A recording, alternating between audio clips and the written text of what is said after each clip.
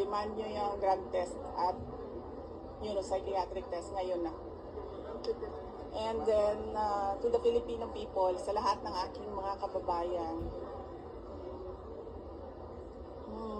hindi tayo uusad kung puro korupsyon, politika, at pang-aatake ang gagawin ng gobyerno. Ang ginagawa ng gobyerno, they silence people who talk about the truth, the harsh truth.